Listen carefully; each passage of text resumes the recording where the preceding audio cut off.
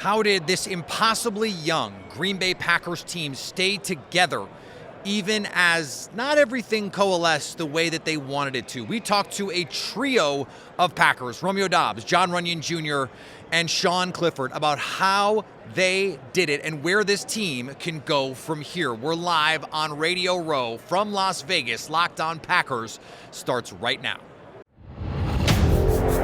You are Locked On Packers, your daily Green Bay Packers podcast. Part of the Locked On Podcast Network, your team every day.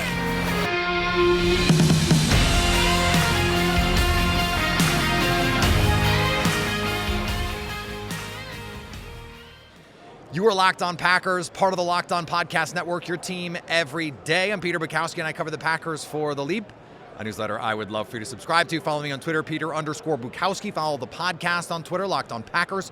Like us on Facebook. Subscribe to the podcast, iTunes, Spotify, Google Podcasts. Wherever you find podcasts, you will find Locked On Packers, the #1 Packers podcast on the internet. And the show for fans who know what happened, they want to know why and how. Thanks to everyone who makes Locked On Packers their first listen every day. We hope you like starting your day with us as much as we like starting our day with you. Today's episode brought to you by our friends at Game Time. Download the Game Time app, create an account, and use code LOCKEDON for $20 off your first purchase. Perhaps no one embodied the competitive spirit, the embracing of the team over self in the 2023 Packers season like Jon Runyan Jr., who battled through injury, played hurt, played through getting rotated into the postseason. And he was a player who was near tears at the end of the season, understanding it may well be his last time putting on a Green Bay Packer uniform. I talked to him about what that experience was like, what it's been like with Jordan Love, and how this team was able to stay together. Let's talk to Jon. We're here, Radio Row, Las Vegas, Super Bowl 58, and I found a Green Bay Packer here. Unfortunately, they didn't make it to the Super Bowl. Jon Runyan Jr., Green Bay Packers guard, future free agent. We'll get to that. Don't worry about it. But I want to talk about expectations here because you guys have this incredible end to the season. You go on this run in the second half. But your line mate, David Bakhtiari, made some waves before the season, rebuilding. Honestly, what was your expectation for the Packers in 2023? Yeah, my honest expectation was that we were going to be a playoff team. And I felt like that was kind of an unpopular opinion at the moment, but I felt like we had all the pieces in place to be able to do that. We had a very strong veteran defense, and besides the skill positions on offense, the receivers, the tight ends, them being rookies, I felt like we had a good offense in place. Yes, Jordan was his first year starting, and this was his fourth year in the league, and two great running backs as well to back that up. Kind of veteran offensive line, and I had really high expectations, and I felt like people kind of get uneasy as things went on during the season. It was unsettling for them, but it was only a matter of time, it felt like, until everything kind of fell into place and pieced together. The mood in October, you guys go on that 4-game losing streak, from the outside looking in, it got a little dark on Packers Twitter. Understandable. How did you guys keep it together? I felt like at times we kind of lost, what we thought is our identity, and I think our coaches, to their credit, they did a really good job kind of reminding us, bringing up old film, and how we need to play, what we should be playing like. We knew that what we were capable of. We were just going to have to go out there and start doing it. And there's no real magic wands that's going to make us do that. It's just kind of be a trust and belief thing in the process of going out there and executing on the same page. And towards the end of the season, I think everybody really got to see what that product looked like, and it was really fun into the season. And I feel like maybe we could have gone a little farther, but who knows? And I thought it was really successful though. All right, I know you're not supposed to think this far ahead, but were you ever sitting on the sidelines, whether it was in Dallas and San Francisco, maybe it was Chicago the last week of the season, where you thought you allowed yourself to think that you could be here as a player? I think as soon as we got into the playoffs, so it had to be that Bears game. We got into the playoffs, we knew anything could happen. You see it pretty much almost every year. I mean, in 2020, I think the Buccaneers won the playoffs as a wild card spot, and they end up winning the Super Bowl. So it doesn't matter what happens. It doesn't matter what happens as long as you get in the playoffs. And then every team, one team's got to play on the road, but it doesn't matter. And going in there, we had high expectations. Put together a great win against the Cowboys, and they're the 2 seed, and then you get the reward of having played the 1 seed after that. And it was fun, and I felt like we did we had a good game. We had them, I feel like, on the road for 3.5 quarters, and didn't pull through in the end when they needed it. They had a good drive to finish out the game. That's a credit to them. That's why they're in this position now in the Super Bowl. But overall, I think kind of expectations for everybody, even including myself, they're kind of blown out the water this year. It was fun to watch. There was a great anecdote from that Cowboys game. Jordan makes that throw to Romeo on 4th down. And I think it was you and another offensive lineman. So goes the anecdote anyway. You're just sort of like, how did that happen? Yeah. Like, it seemed like Jordan had, especially in the second half, like 1 or 2 of those a game where you're just like, what is that? Yeah. He's had a lot of those. And that was definitely one of them. That was probably one of the craziest throws I've seen, just because like the timing of everything. Like, that's usually a play that the quarterback just throws the ball out of bounds. And I remember specifically looking at Josh Myers, our center, because that's like a designed bootleg out to the right. And, you kind of have a feeling, those bootlegs, play breaks down, the quarterback's just probably going to throw the ball at the back of the end zone. I think it might have been like 3rd or 4th down, I feel like, on that play too. So bootlegged out. It kind of felt like he was about to throw the ball away. And next thing you know, I could hear the ball skim off a defender's hands and then hit Romeo on the chest. And I was kind of right there looking right down the barrel of it. And it was just unbelievable that I saw no window there, but Jordan, with his wizardry, was able to fit the ball in there. And it was an unbelievable moment. It was really fun to be part of. Your team was, you mentioned, so young. Mm-hmm. And like, you're like the elder statesman of that offense, right? Mm-hmm. And so how did you manage to do, like, it's unprecedented. We set every rookie record for receiving, set like the first to have first and second year receivers only, all those young guys, first year starter. How did you do that? Yeah, I really think it's a credit to our coaches and the veteran guys on our offense and the leaders of our overall team. And the coaches kind of knew what we had, the talent that we had, and it was just going to be, kind of just like a chemistry project, and how we're going to all fit it all together, and how we're going to make sure we use everybody's abilities the best we can to benefit this team. And along with that, players on the offense like Aaron Jones, Elton Jenkins, Jordan, myself, and the players on defense of that team, like you're thinking like Devondre Campbell, Kenny Clark, Rashawn Gary, Preston Smith. We have some good players everywhere, and it's going to take some time building up these young rookies, but everybody saw how talented they are. It's only a matter of time, and just the product that was out there the last few games this season was unbelievable. Probably some of the most fun I've had in my career. What was Jordan's role this last year in helping everyone stay together, in bringing those young guys along, because he's trying to figure it out himself too, and it seemed like at times he was one of the guys that sort of galvanized people. For sure. I think Jordan, he always has this like kind of calm demeanor about him. I feel like everybody kind of feeds off of it, and he just brings this kind of confidence that you know exactly what he's going to do at all times. He's never going to be lost in whatever's going on, whether it's a crowd noise, a situation in the game. He's cool, calm, collected, knows where he's going with the ball. He's not going to make mistakes necessarily, and guys feed off that. Guys enjoy that, and that makes guys want to play for him. And he does a really good job of that. Making guys believe in him and believing in the system and the process of our team and how everything goes. And I think that's why we were able to be so successful this year. You had at the end of the season an emotional moment in the locker room when you're addressing the media. Just take me through that moment and what you're experiencing. Yeah, that was a good question. Green Bay, getting drafted by Green Bay, has been a lot to me. Formed a lot of connections within the community and with the coaches and with the players. And it's a really special place. I really don't think people around the NFL kind of understand what Green Bay is. It's a really small town, and everything that goes on there is just for and about the Packers. And they love their team. It's got a really nice college feel, but it's a professional sports team. Living there, I like the cold, but it does get a little very cold there as well. But it is an unbelievable experience. Great place to live, great place to be, and really happy that I was able to be part of the organization for 4 years and potentially more. We'll go ahead and see, but Green Bay and the city, the people that were there really meant a lot to me, and I don't know what the future holds, but I really respected and cherished my time there. The commitment that Matt LaFleur has to saying we're going to compete can play itself out in interesting ways. Like, I can't remember a playoff team rotating guards in a playoff game. Yeah. And you guys did it for 2. Yeah. But you had been the starter. Yeah.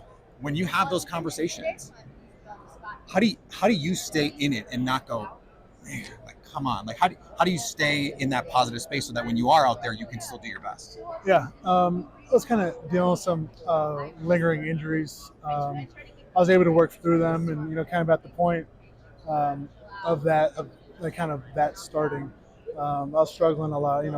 I definitely wasn't playing my best football, but having that rotation in there, taking whatever, like 40% of the reps off a game of me, and allowed my body to feel better. I feel like towards the end of the season, I started playing a lot better, and I felt like I was playing some of my best football towards the end of the season, and kind of allowed me to get my body back into myself and feeling good, and also giving Sean, some reps in there, and I was fine with it. My body was feeling a lot better, obviously, and if that's what's going to take to win a Super Bowl, that's what I was down for, and obviously that's not what's happening, but it allowed me to get my body back together, and I feel like I finished out the season with some of my best football I've ever played.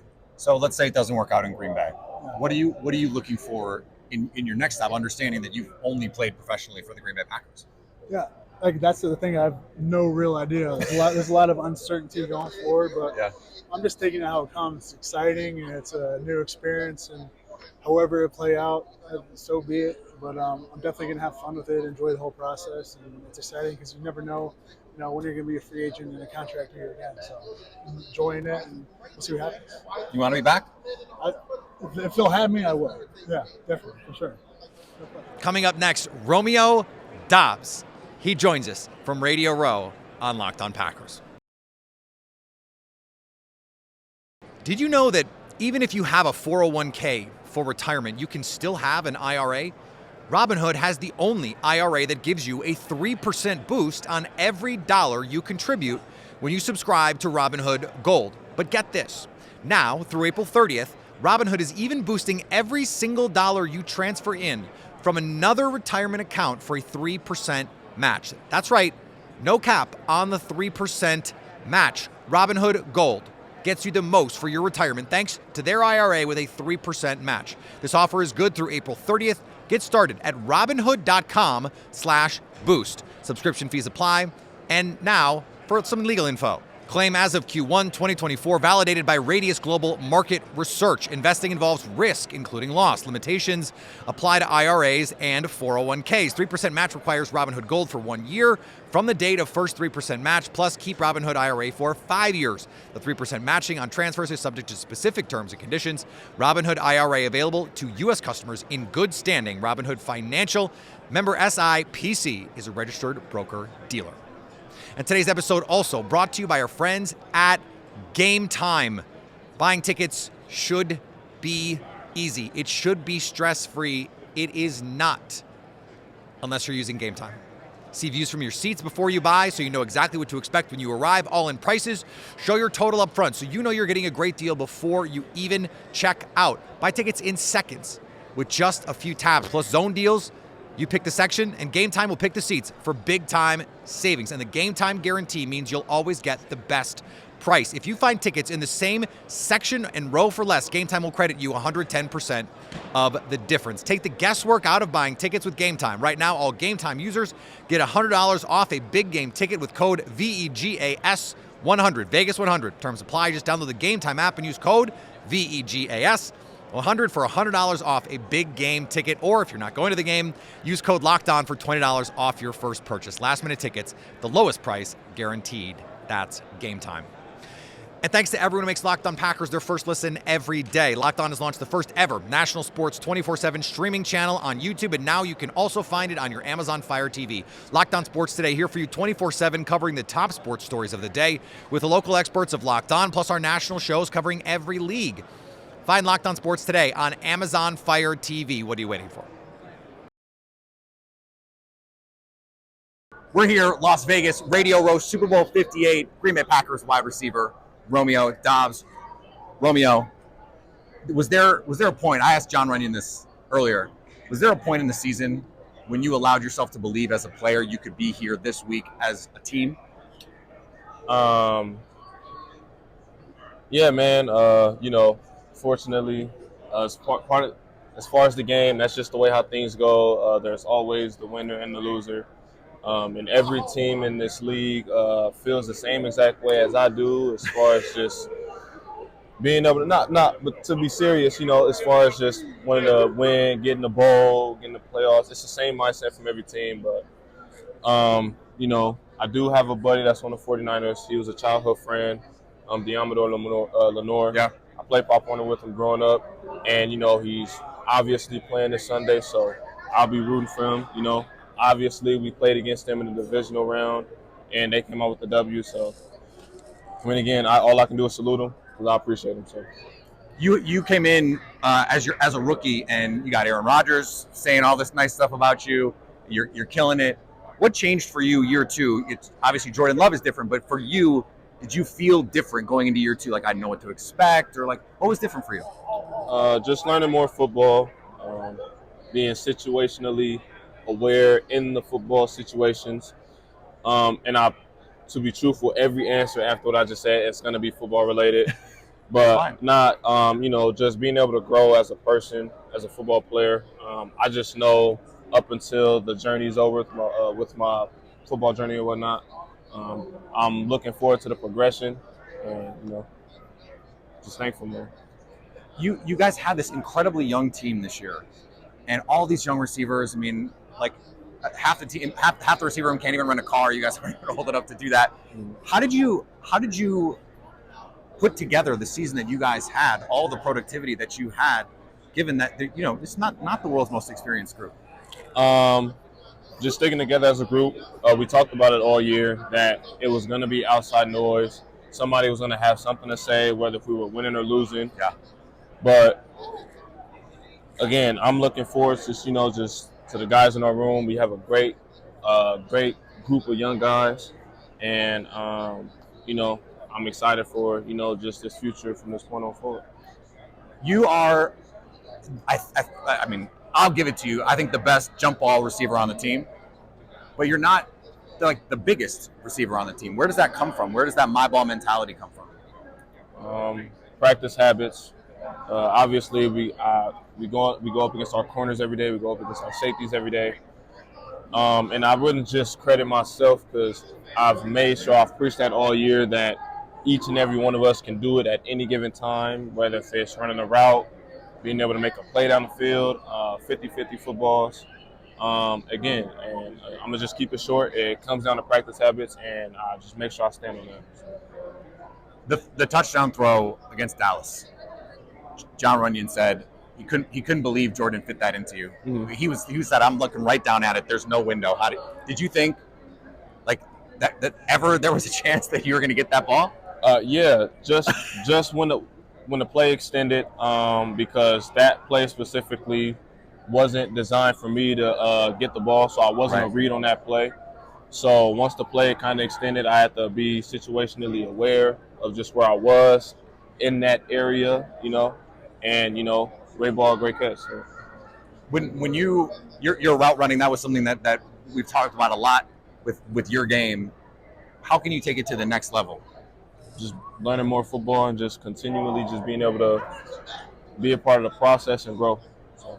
How does the mentality that Matt LaFleur has of competition, like you and Jair are going at it in practice, or hey, if like you got this rotation, like how does the culture there help foster the growth habits that you guys have? Oh, it helps tremendously, man, especially while you're this young, because who may know that if I give an example of a player that starts off the way that I did, and obviously if they reach another contract or if they become a coach, playing football and coaching football all marries within the same way. So I mean, again, man, it'll be it's just a lot of growth. All right, I'm gonna end on this.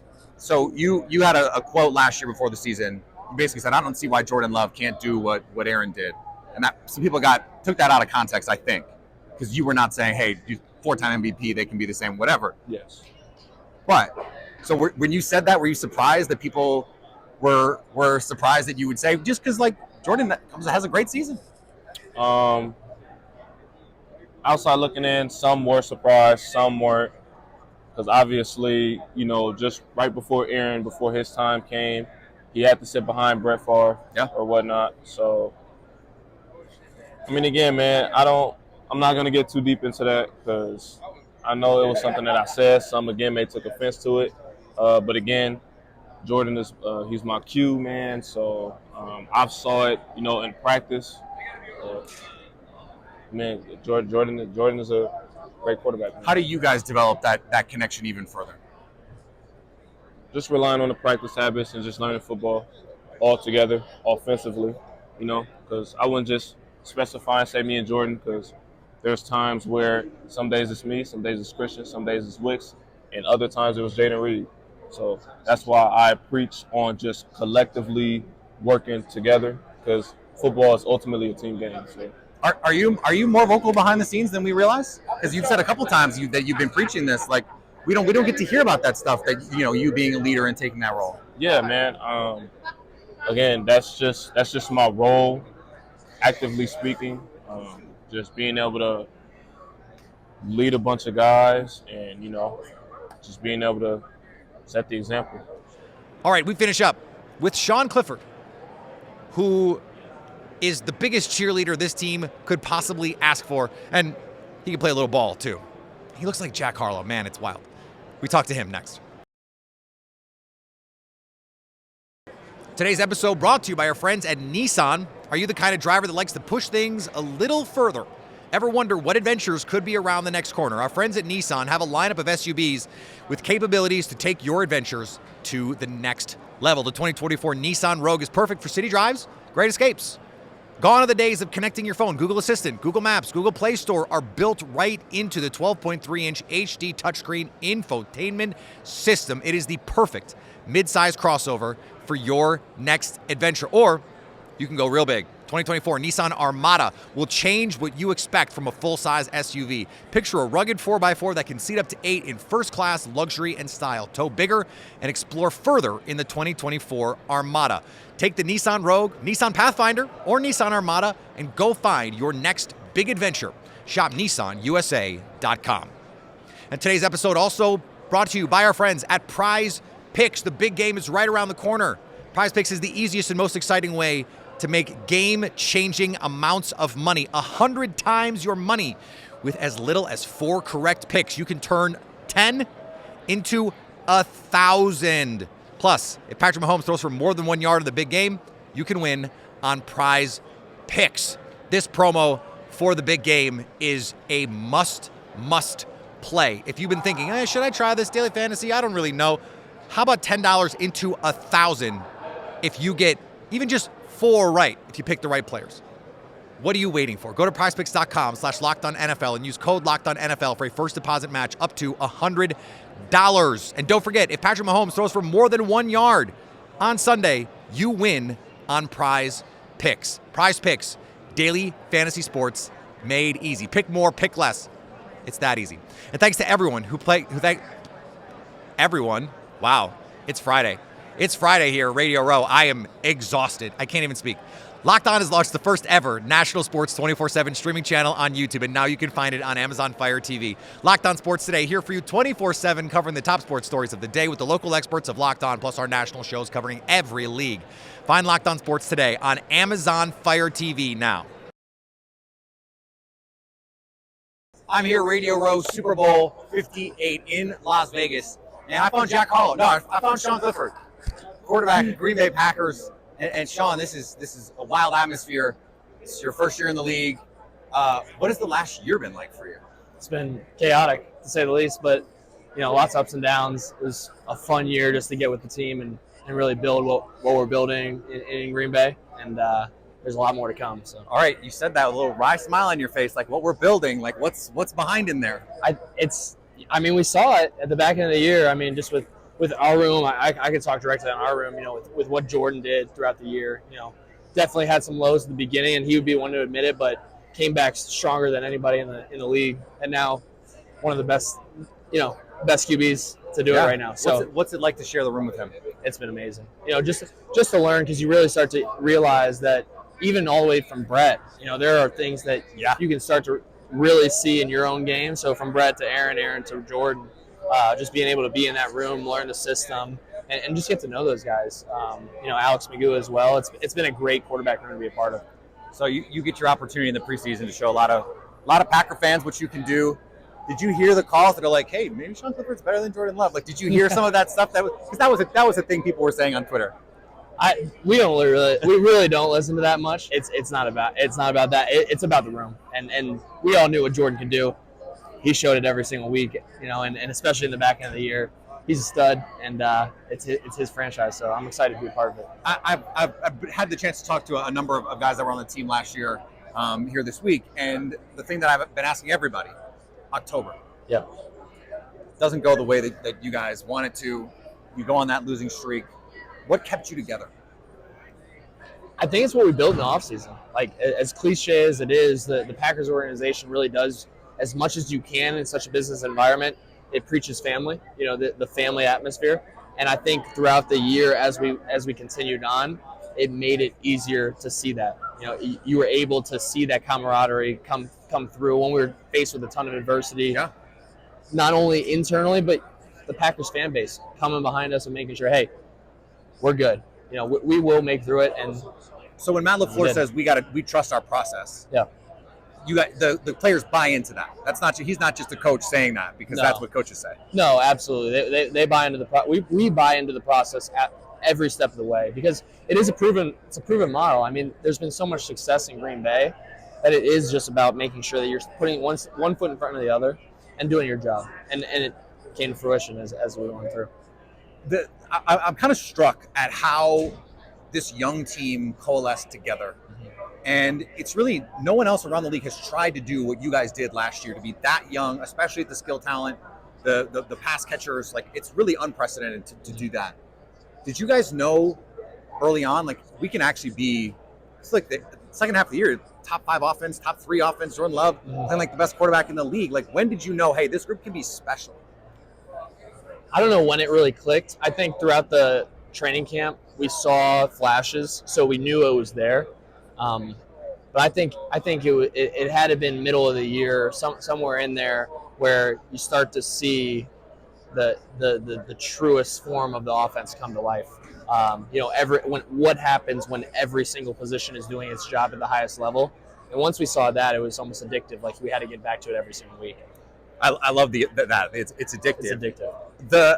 One of the things that we got to see you a lot this year, hyping guys up on the sideline. It seemed like you took that role, hey, this is my role and I'm going to do it to its fullest. Was that ever a thought? Like, hey, I know that like Jordan's the guy, but I got to find a way to help the team, and so I'm going to be the biggest cheerleader that this team can have. Absolutely. I mean, every single week I go into it with 3 objectives: to be prepared for whatever might happen, to make sure that the starters on defense are ready, so I'm doing my best impression of the quarterback that I'm mimicking that week, and then on game day, be that guy, be that leader. If I see somebody down, make sure that I'm around them, keeping them up. But really, it's easy with the family atmosphere that we have. So it's Radio Row. People just walking right through your shot. That's what happens. The Cowboys game, you get a chance to go in, and then have to come back out. Yeah. What was the discussion on the sideline? It was a little bit. I mean, kudos to Matt because he wanted to get us out there. Get some of the guys, especially myself, just get me a rep or 2 in a playoff atmosphere. It's cool. So he would even say he probably pulled the trigger too quickly because he was 11 minutes left chomping in the at the quarter. bit. He was chomping at the bit. He wanted to do it. But in the end, it was cool to get in, and I'm going to do my job, whatever it is called upon it, whether it be going for a play a whole game, play a whole season. It doesn't really matter to me. It's just about winning games and being a part of that team. Did you have to do one of those, like, I got to check my heart rate here, like going in? Because it's Dallas, it's a playoff game. Like, this is a big atmosphere. Not that you haven't played in big games, but. I was going to say, for me at this point, playing in front of 110,000 people at Penn State, Lambeau is special. Don't get me wrong, but Penn State, I have a lot of love for too. Of course. And that atmosphere gets you ready for pretty much everything. So it's just about focusing on that job. I think Christian McCaffrey talked about it on a podcast. Actually, he put it really well. You go into every play with no emotion, and you just let the emotion kind of take over when you get your job done. But you focus only solely on that job, and I that's how I go into it as well. Go into it, make sure that you're ready for that play, that moment, that drive, whatever it might be, and then you score a touchdown. Yeah, let it loose. How do you prepare this year to be a better version of yourself next year? I think it starts in this offseason. I started training this past week, took 2 weeks off, just was able to really get my body right and make sure that I was spending some time with family. But get back this week, came out here, got some training in as well. But that's really what it's all about, just reviewing the year, studying a lot of what Jordan did to continue as a group, as a whole, get better. Get on the calls, get on conversations with him, and just pick his brain. That's really what this thing is all about. Is just if he gets better and I get better individually, it's going to make the whole group collectively better. So that is the main goal. All right, that's it from Radio Row, at least this week. I have much more. We are doing much more stuff from Radio Row that we'll have in future episodes. I'm going to bank some of it because I got to take a vacation at some point here so I can have some episodes, some stuff in the bank for you guys. More conversations with Packers coming. More conversations with Packers legends coming. More conversations with big-name media people that you guys love coming. So a ton more coming from Radio Row, to be sure. Follow me on Twitter, Peter_Bukowski. Follow the podcast on Twitter, Locked On Packers. Wherever you get podcasts, here we are. Go subscribe on Instagram, Locked On Packers. TikTok, Locked On Packers. YouTube, Locked On Packers. And anytime, this is amazing. This is amazing stuff if you're watching on YouTube. And anytime you want to come hang out with us live on YouTube, go subscribe over on our YouTube page so you can stay Locked On Packers.